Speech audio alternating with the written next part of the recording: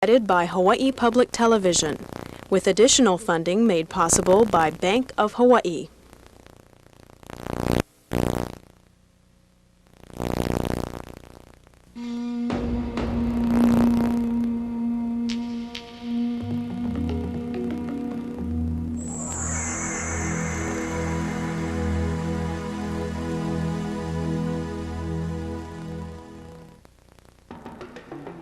It is the year of the Hawaiian, 1987. In a state of over 1 million people, pure Hawaiians number 8,244.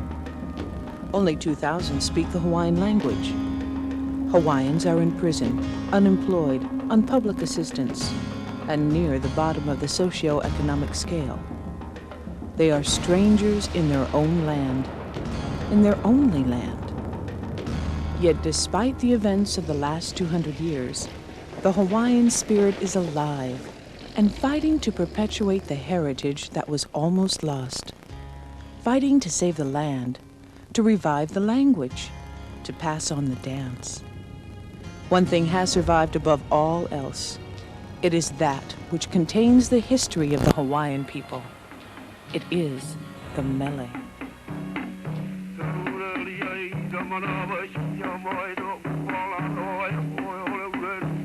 It has remained because great chanters like Samuel Pua Ha'aheo ensured its continued life by passing it on to a chosen one. He would sit on a chair and I would sit on the floor and look up at him, and he would look down and he would chant, and he doesn't speak English at all in Hawaiian, and he would tell me, well, in the older time, if you a favorite child, they call you baby. So he said, come baby, come. And I would go and sit and look up at him, and he'll say, now, when I chant, you try to imitate. And of course, I understood a little Hawaiian, and I would sit and he would chant. And he said, now you repeat whatever I chanted. So I would repeat. But sometimes he would make me repeat 1 or 2 lines. I don't know, maybe 10, 20 times. And I used to get so bored, and I used to tell him, Uncle, are you punishing me because you make me chant?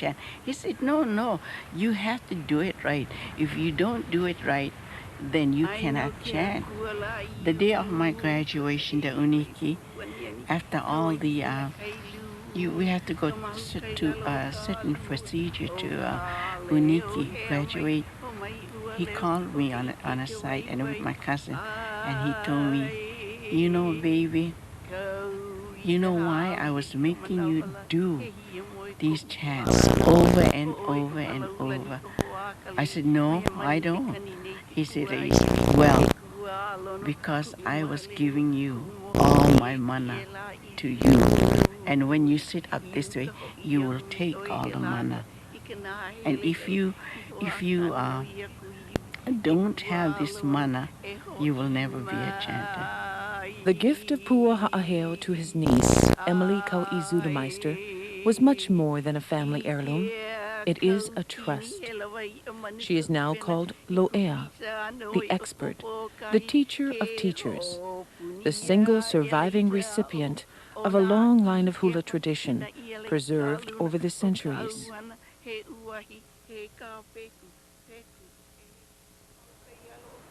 Here at the Ke'e, the Pa Hula of Hi'iaka at Ha'ena Kauai, Auntie Kau'i brings her master students to pay homage to the hula deity, Laka.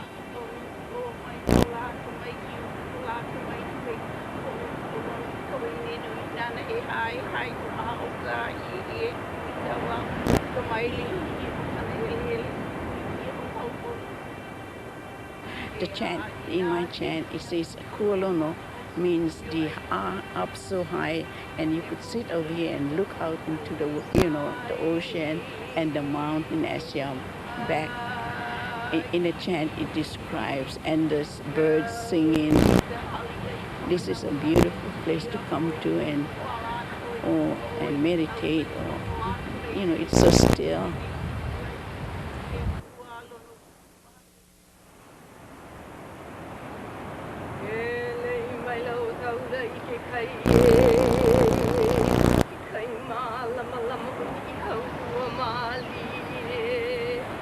In the olden time, they used to bring the young girls over here and train them to be hula dancers. Some come at 3 years old, and some come from 3 years up to 15, and then they come up here to learn hula. When we came before, this place was all full with, cocoa tea, and this whole place was full. But now, I don't know, they cleared the place. In the chant it says, you're not supposed to clean this place. It should stay in the wilderness.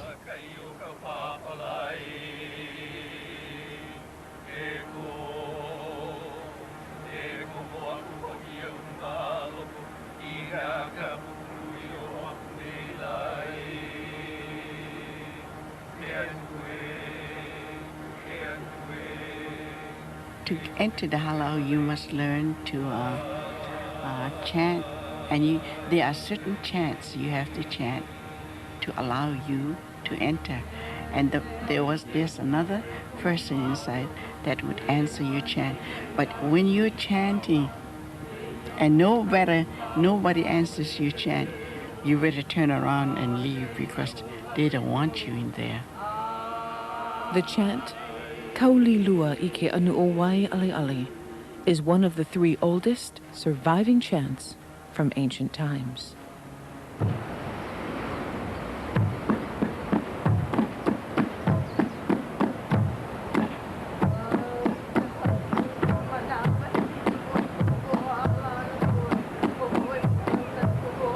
The first part it tells about Wai Ali Ali. Mount Wai Ali Ali is the wettest spot, I think, in the world. And I didn't go, but my daughter said the plants grow wild because they cannot control, I guess, the wetness of. But the only thing that she noticed was the lehua. The lehua, instead of growing big like a tree, they were stunted. They crawl on, and they crawl on the ground. And that's what they call the lehua makanoi. And she has a picture of that lehua. Then, and it tells how cold Wai Ali Ali is.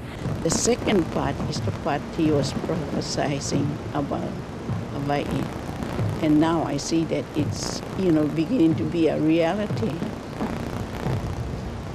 Kaulilua was composed by the one of the old-time composers, and when they composed Kaulilua, he prophesies what Hawaii is going to be. And in the chant, it says the kamau ke'ea kamau lua ola, the life of the land is preserved by righteousness. And then he said, in the song it says there's a coral, and the coral is just like Hawaii. And in this, the opening, of the coral, all the different nationalities will come to Hawaii.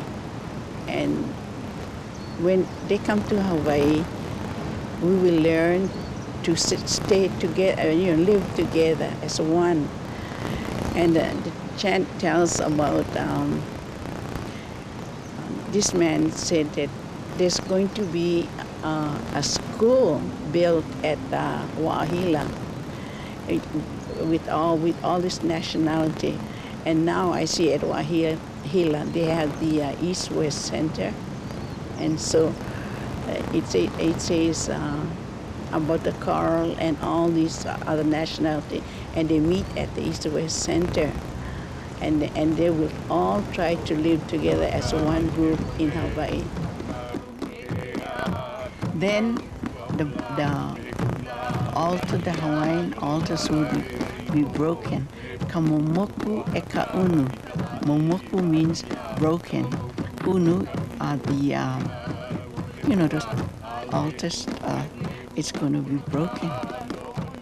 But Kaulilua is more important because nobody, I can say that hula, the dance, nobody knows this is something nobody knows. I have never,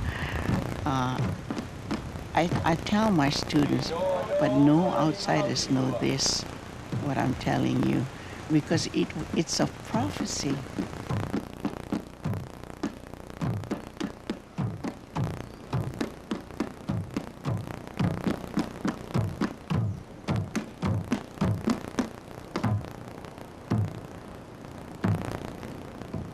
Of course, you know, over here, by that altar used to be a tiki. It's a rock formation, like this way. It was this way. And I don't know, when I brought my first group up here, they cleaned the place. When they cleaned it, they had erosion, and the tiki, the rock all fell down. It was a rock formation, and he was this way, you know. And he had eyes, nose, and his mouth. But I kept looking, I couldn't see. In the 1970s, the Hawaii State Foundation on Culture and the Arts studied the teachers of the hula. Of all the kumu and the masters, 5 were designated lo'ea, those whose knowledge could not be matched, nor ever duplicated. I am the only lo'ea left. There were 5 of us. Who? Kawena Fukui, Yolani Luahine, Montgomery, and Holt, and me. These 4 are dead now, and I'm the only lo'ea left. When I'm gone, there will be no more lo'ea, and we come down to the masters. My standard of Hawaiian is above the masters of the hula. I'll be very honest with you. I'm not going to hide. I'm too old to play games. I will tell you, if we don't watch out, that will be gone. That will be gone, the oli, and it is so important. Some of these young kids, they think they know it all. They come to the kupuna for information, and what they do, they get smart with the kufunas. And once the kufuna close their mouth, that is the end.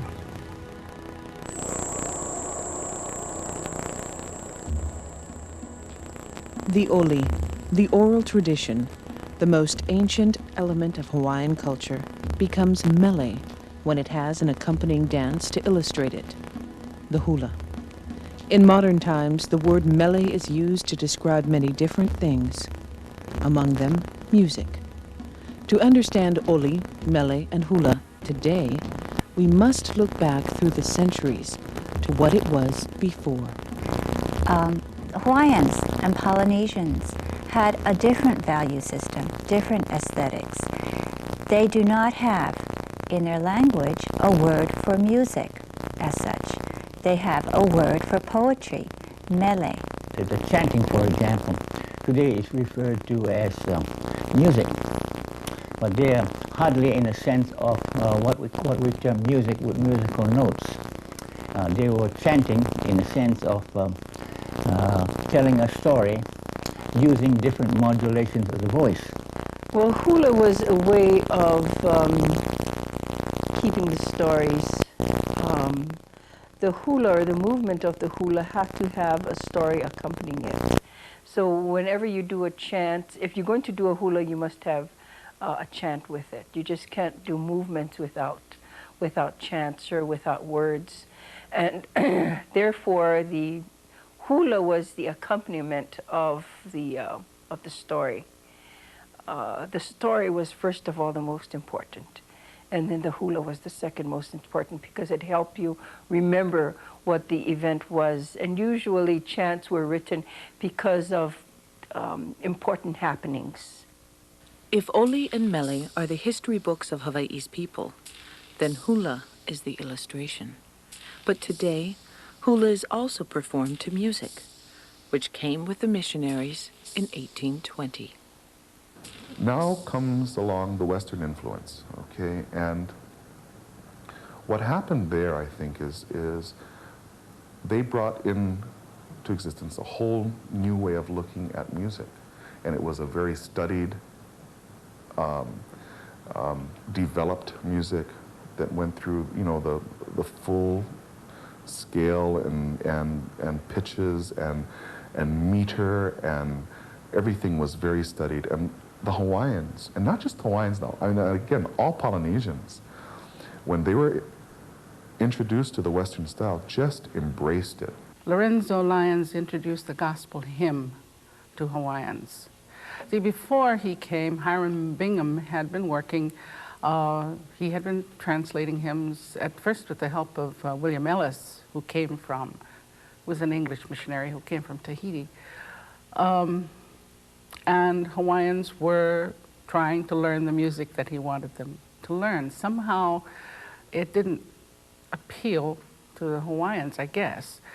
When Lyons came, he decided that the gospel hymn would probably appeal to Hawaiians more.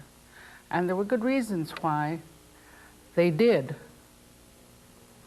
Gospel hymns have a great deal of repetition. And it's your simplest form of harmony, but it adapted itself very well to Hawaiian music. So from then on, Hawaiian music started changing. And it got fuller, it got richer. And I never mean to think that it was, you know, the purity of the music was now impure because of this introduction. It made it grow. And the Hawaiian music really blossomed after the introduction of the himene, the hymns from the missionaries. And then the Hawaiians took off on their own.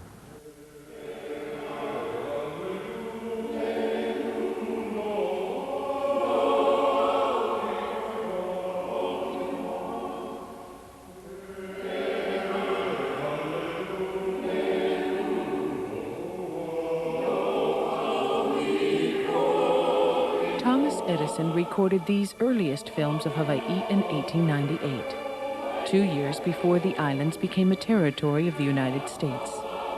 Fascinated by the tropical paradise these images captured, movie makers rushed to her shores, inadvertently launching Hawaii's second great wave of musical change.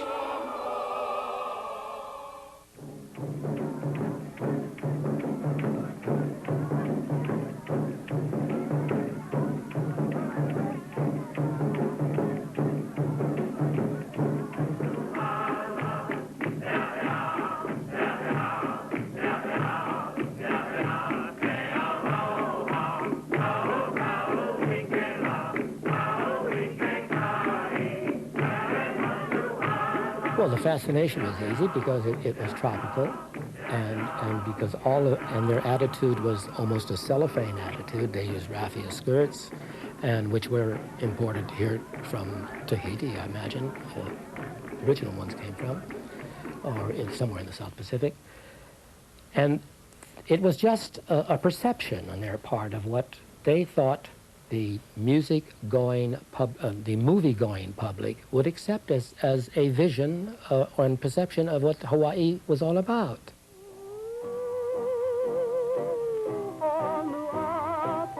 True Hawaiian dance in the 1930s incorporated both ancient and modern steps, called hula kui. It is performed here by Helen Deshay Beamer in the early 1930s at her home in Hilo, Hawaii.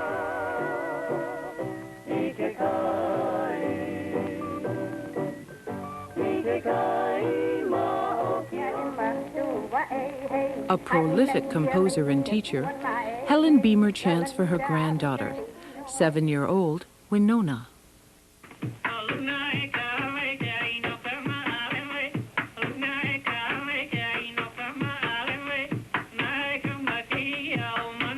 Meanwhile, elder surviving teachers, chanters, and dancers saw their arts disappearing, unappreciated, and giving way to Hollywood's Hawaiian fantasy. To preserve the dying arts, Yale anthropologist Helen Roberts was commissioned to document the ancient chants.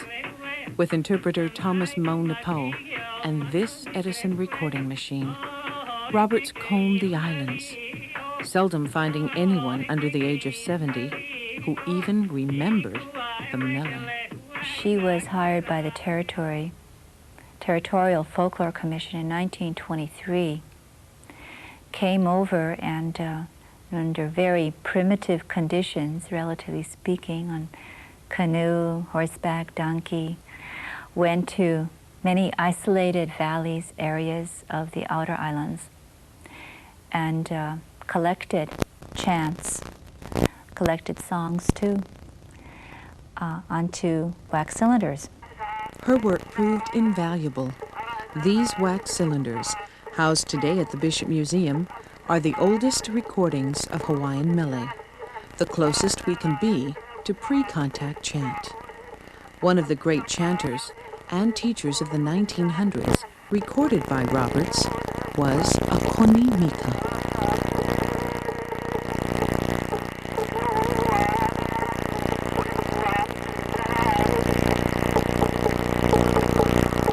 These people did not speak English, and she had an interpreter with her. At first, they did not want to give a whole lot, but then they loosened up and realized that they pretty much kept the tradition up to that point, and with what they could foresee, it really was not going to have the place, chant was not going to have the place in the future world that it did in their world. And to keep it for future generations, they gave. Tradition was giving way to an English language vision of Hawaii. By the 1930s, luxurious Matson liners steamed to the islands, laden with visitors in search of an exotic, silver screen image of paradise. And they were met on boat days by musicians, hula girls, lay sellers, and a growing industry eager to fulfill their romantic dreams. Well, without a doubt, the tourist industry influenced a great number of entertainers, people who were composing music and so on, because there were all these people to entertain. But eventually they had to move into the English language, of course, because tourists didn't understand Hawaiian. And so we have what we call the hapa haole. We can define it in the two words, but hapa and haole, meaning foreign, and half and half. It could mean many things. And I think that it was a term devised to cover non-traditional Hawaiian music, songs like Beyond the Reef, but years and years before Beyond the Reef also. Songs like What Am I Going to Do with My Red Opu, an English set of lyrics combining a Hawaiian phrase. Nothing thrust Hawaii onto the world stage as profoundly as the Pearl Harbor attack in 1941. The outbreak of war also precipitated an influx of mainlanders, servicemen who overran Honolulu looking for relaxation and entertainment. The sound of the waves is on the beach at Waikiki, and these old Hawaiian words mean welcome as Hawaii calls. And beyond the islands, Hawaii reached the living rooms and imaginations of America through radio.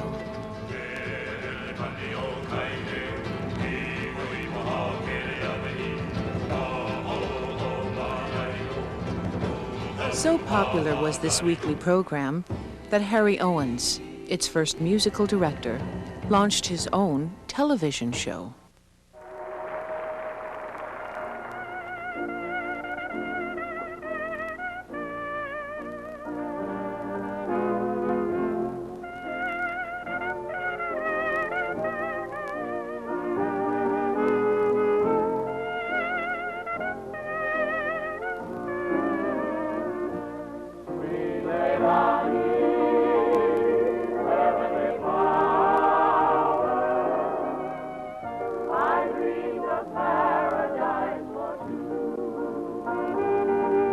Well, I think Harry Owens gave the mainland a different view, another view of what we were musically, our musical image. Prior to that, we were Hawaii calls, the steel guitars, and that musical idiom.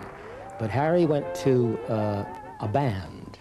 He had saxophones, he had violins, he had Clara Inter, Hilo Hattie, and he had the additional plus of being on television. You could see it. great night to go back to the old songs, the old melodies, the old chants of old Hawaii. So from the Hawaiian Islands, land of summertime eternal, the trade winds send out a hearty invitation clear across the blue Pacific to you. And it was a marvelous show because it exposed Hawaii. And he stayed with Hapahaole music. And he stayed with the big songs. And he stayed with the Hawaiian war chant, you know, things that gave the viewer a view that we were out in the middle of the Pacific in the tropics. And we had these war dances and the drums and the spears and the really Polynesian look to us. By the 1950s, new styles were emerging. Luau style, or chalang-a-lang, featured ukulele, acoustic bass, and guitar.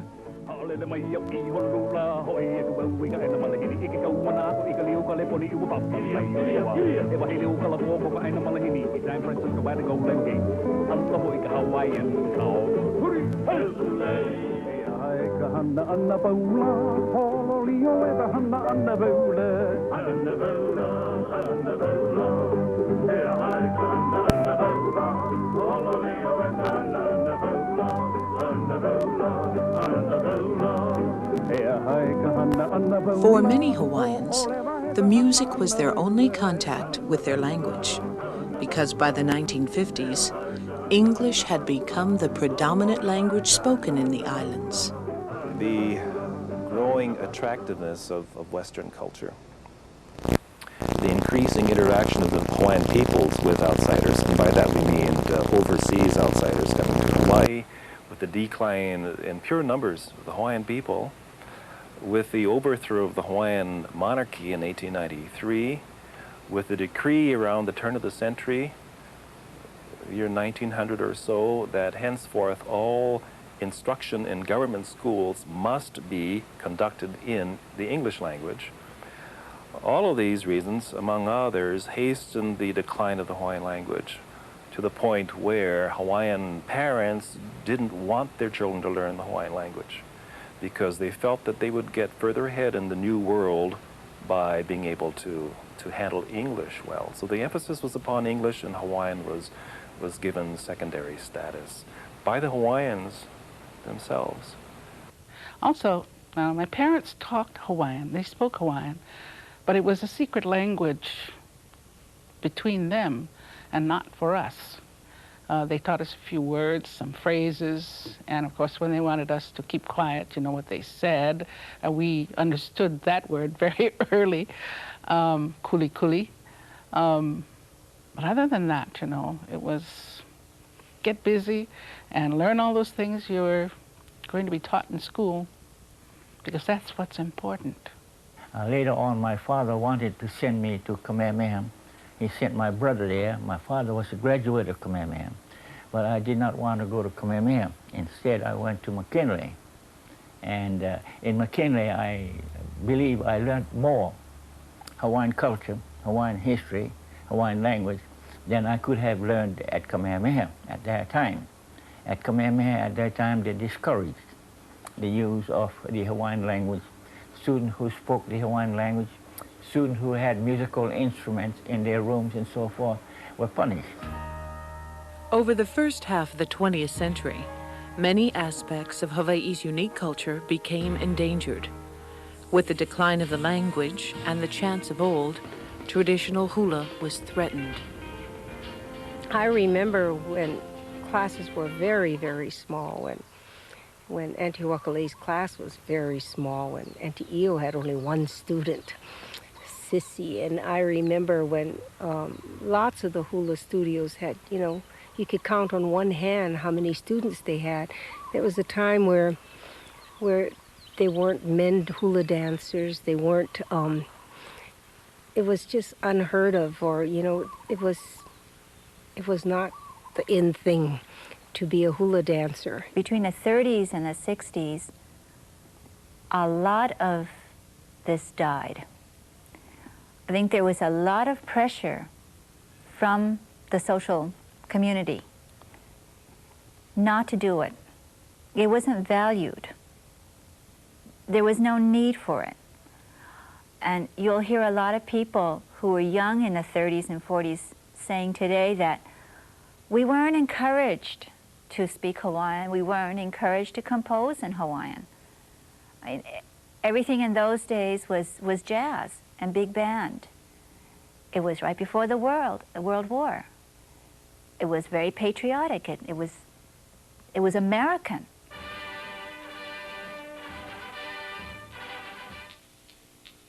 With the advent of statehood in 1959, visitors invaded the islands in unprecedented numbers, launching a period of growth and development that marked the decade of the 60s.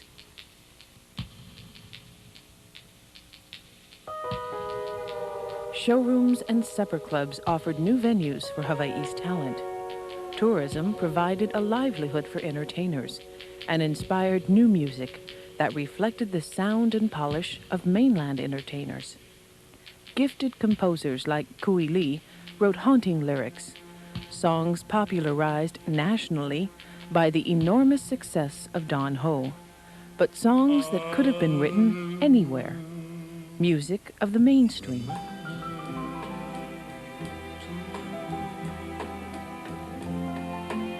Every bright star we made wishes upon. Love me always, promise always.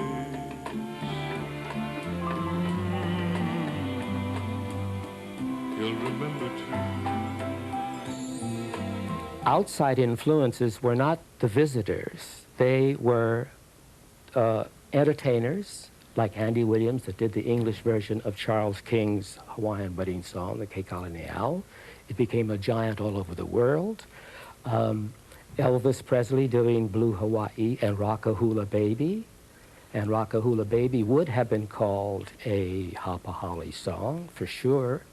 And Leon Pober, who wrote Tiny Bubbles, which is certainly not a Hawaiian song, but it became one because Don Ho made it one. And then Leon Pober also wrote Pearly Shells, which is Pupu Au Eva. And so we had all of these outside influences that made the local musicians and writers and entertainers aware that outside of our islands, there were people who were doing what we were supposed to be doing. Just at the height of polyester leisure suits, pearly shells, and the cosmetic Elvis era, something snapped in Hawaii.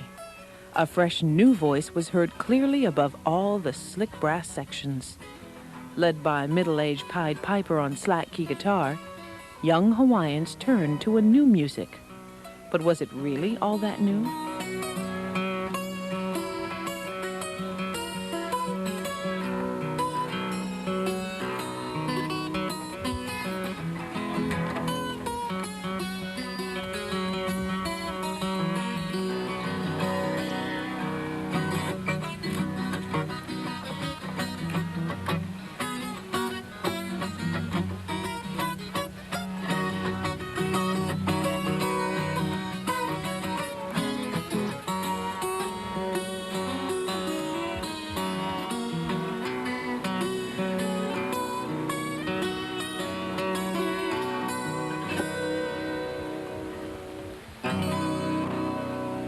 But I think Gabby really paved the way in the early 70s as a figurehead for the musical renaissance. And mainly because I think the young people in Hawaii needed something to identify themselves. You know, it was a period of question. It was a Vietnam War. It was grassroots. I think Hawaiian traditional music at that time mirrored American pop music, you know, like Gabby and Joan Baez and Buffy St. Marie. He spoke of, this is the real stuff, man. This is the old man down in Waimanalo with the chickens.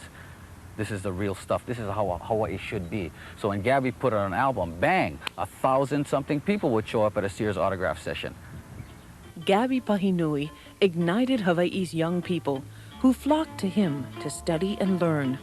Among them, guitarist Peter Moon, who, together with youthful musicians like Robert and Roland Casimiro, sang traditional music and songs which remembered and praised Hawaii's past. Credited with launching a renaissance in Hawaiian culture, They were the Sunday Manoa. It was a real shock, first of all, to see people standing in line to come and see us. At the time, Roland, Peter, and I were, when we sort of like made it, or were starting to make it, we were at a place called Chuck Cellar on Lourdes. And Don Ho was above us in the Polynesian Palace. And we were used to having lines for him. And one night we came and the line was for us. And that was pretty much right after our first album, Guava Jam. By the mid-70s, the musical renaissance in Hawaii was well underway. Young musicians, composing, performing, and recording in the Hawaiian language dominated the music scene. Eddie Kamai and the Sons of Hawaii, the Peter Moon Band, the Brothers Casimiro, Olomana, and Palani Vaughn performed to packed houses and revitalized the recording industry, which by 1979 reached an all-time sales high with Keola and Kapono Beamer's Honolulu City Lights. Looking out upon the city and the stars above the ocean, got my ticket for the midnight plane, and it's not easy to leave again.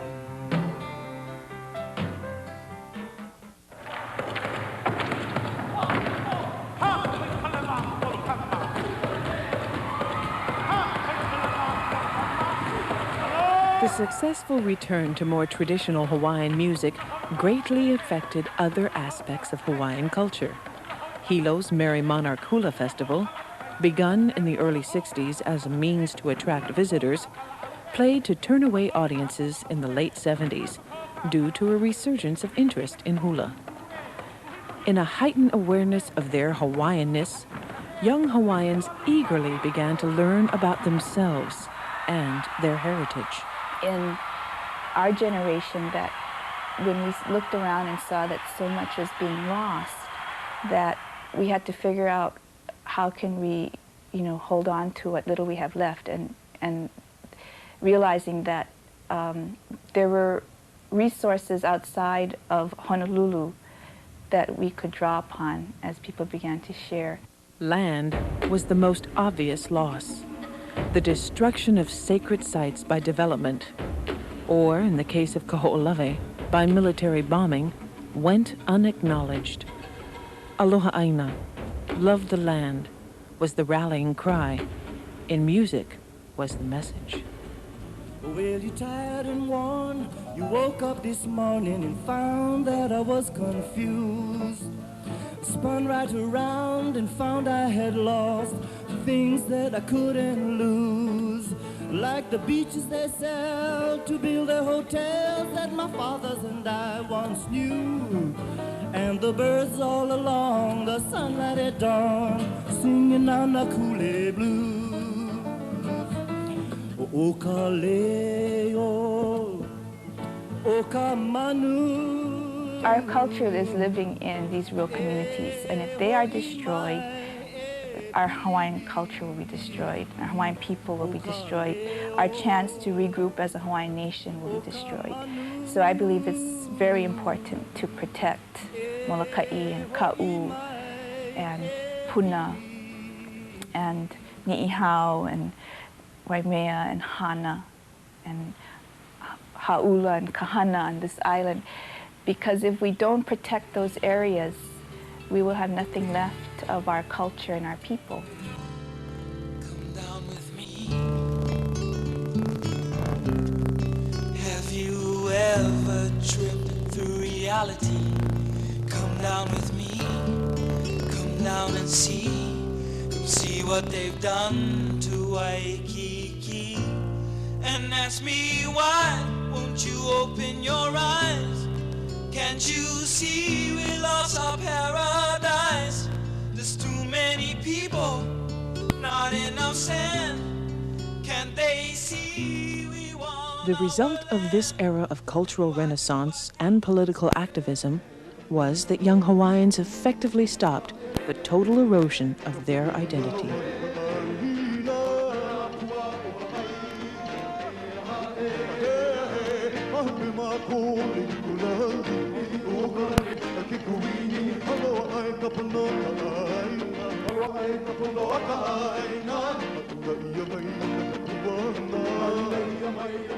As Hawaiians look to their past for identity, Kaulana Napua, perhaps Hawaii's ultimate protest song, written for Liliuokalani at the time of her overthrow, became an anthem for the young. Kaulana Napua, famous are the flowers, the people of Hawaii.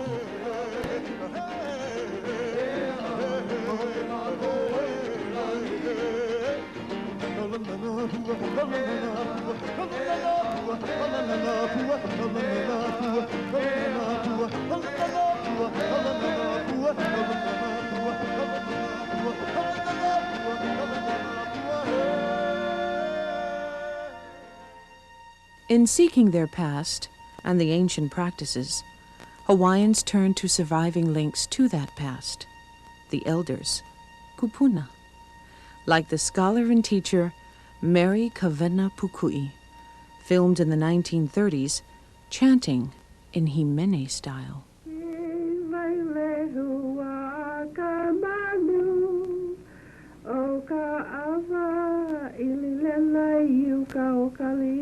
Pukui's unparalleled knowledge and writings resulted from her immersion in the culture of Ka'u on the Big Island. To perfect a skill or art form, Hawaiians often taught through total immersion. In the dance, it was called hula kapu, when a child was taken from its parents to be raised by hula teachers. That child's life would be devoted to the hula and the dominant deity of that hula tradition. The child would never belong to himself. He was hula kapu. He belonged to that deity forever. One product of the hula kapu was lo'ea, iolani luahine.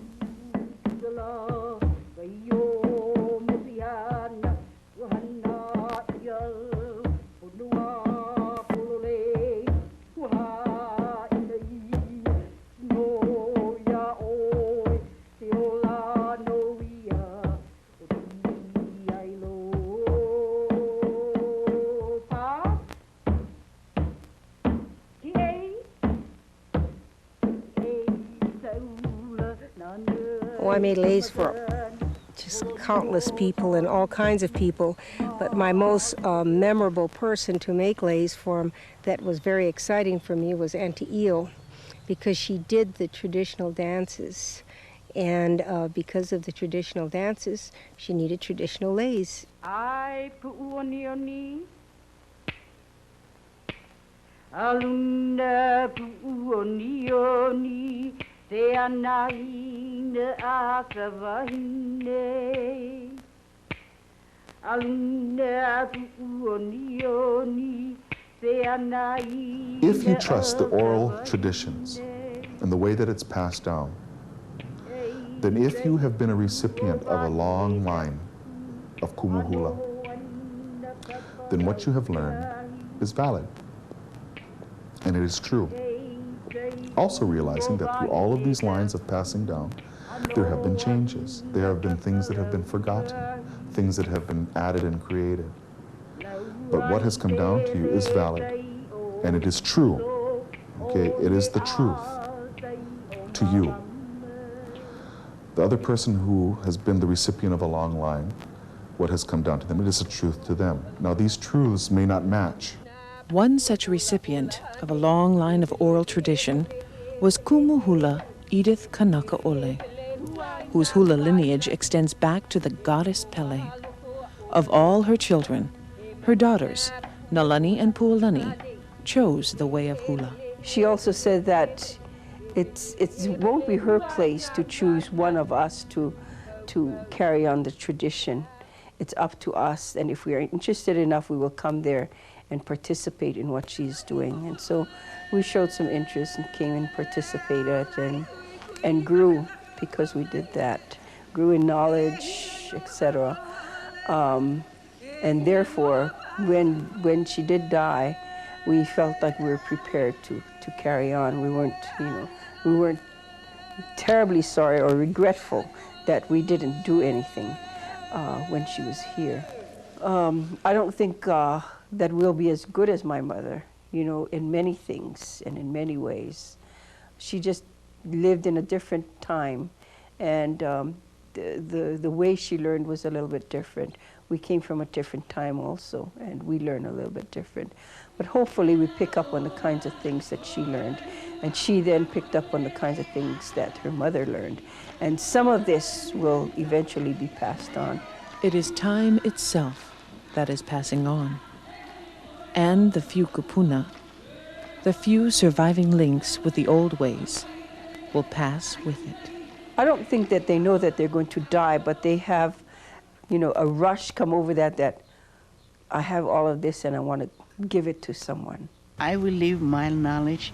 I will sit and look who I want to give my knowledge.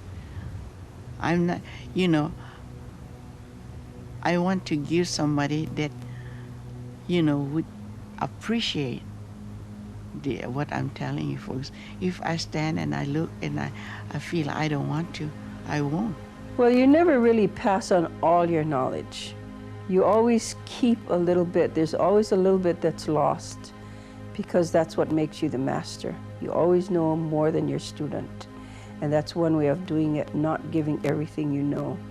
And when you die, that part of the hula or whatever you're trained in will die with you. If this tradition is lost, to me it's of greater value than an heirloom, because an heirloom is tangible, something that you can touch.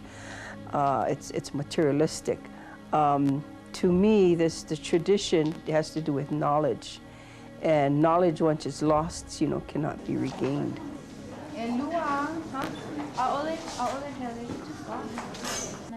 Near extinction of the Hawaiian language has made the complete revival of traditional culture almost impossible for younger generations.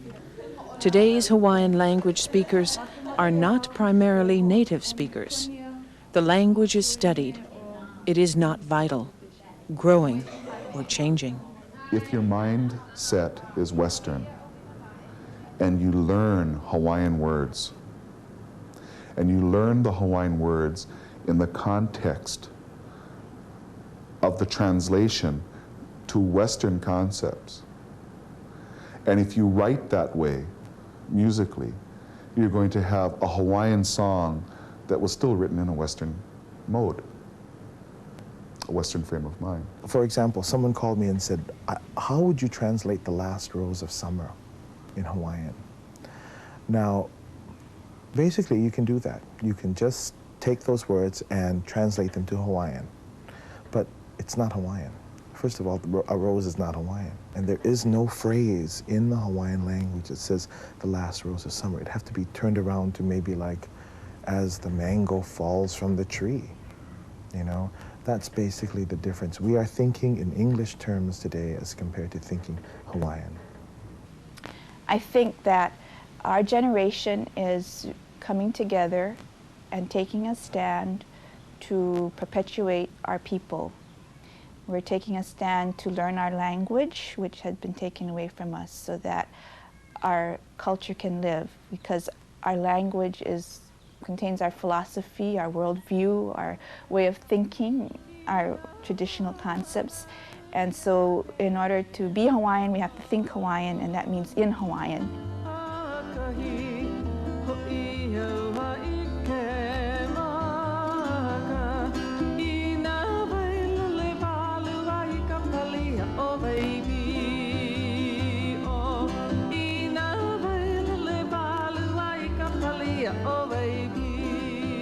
Another reflection of the ongoing struggle to perpetuate the heritage in the face of modern reality is seen in Hawaii's recording industry. The tragedy of our music business and where it is going is that no one knows where to take it, because the visitor doesn't know what he wants to hear. So we must stumble in trying to invent a new form that goes beyond cane fire and goes beyond Waikiki, my castle by the sea, and gets expanded. And we have marvelous gauges for that, and it's the record business. And the record business here has diminished. and it keeps sliding. The traditional Hawaiian music is still being performed and recorded by a lot of young local groups, but as far as we're concerned, the Peter Moon Band, we've had to diversify. So on any given album in the past 6 years, our album, you'll find reggae, an English ballad, a traditional Hawaiian lyrical song, and you know, rock and roll, because we've had to target different audiences to sell albums. Move with me to the slacky samba. Groove with me, my sexy mama. I give to you my brand new rhythm, the slacky samba.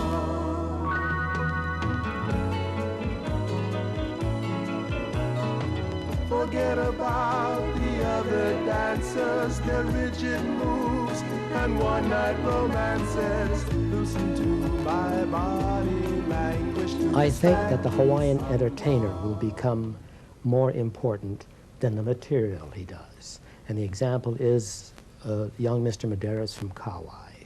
He's a local kid singing a mainland type song. He could not have made it if he sang a Hapahauli tune or a contemporary Hawaiian song. He would have had to do exactly what he did do. He sang a pop song that is acceptable in Pennsylvania, acceptable in Germany, acceptable anywhere in the world.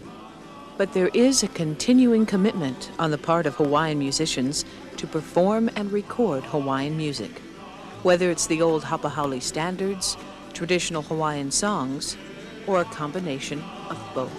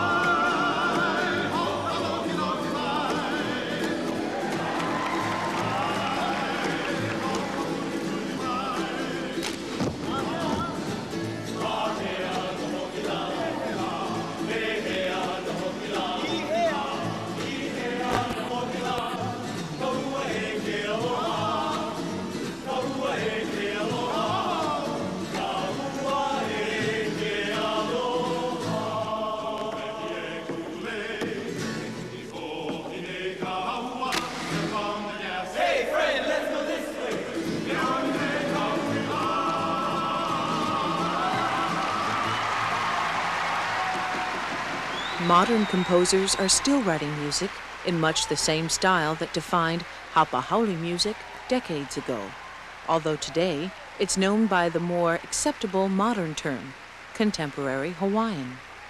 I think people today look at Hapahauli music as the slinky steel guitar, the white sand beach image, or the beautiful hula girl, whereas contemporary Hawaiian music, we look at it as Island Love or Cane Fire or Honolulu City Lights. Hawaiian songs, or songs about Hawaii with English lyrics instead of Hawaiian. Yes, I'm a contemporary lover. I love bebopping the music, but I hope the younger kids learn all the old standards that we did, because it's very important. We wouldn't be where we are if we hadn't learned those songs, you know, and they shouldn't be forgotten, you know. I'm all for the contemporary and writing new songs and taking that down that road, but, you know, I really miss the old shelang players, and there's not too many of them coming out anymore. Not too many young kids are really interested in that, and that to me is sad. And because I've helped to push it away from that, you know, and I'm doing my best to push it back the other way. I just hope that our young people can preserve the literature that already exists, and that, provided the Hawaiian language goes on, that we continue to sing the songs of Hawaii. You see, I think it's important because a lot of places that Hawaiians sang about are disappearing under progress and concrete. And I think one of the ways that we will have to remember these places is through the songs.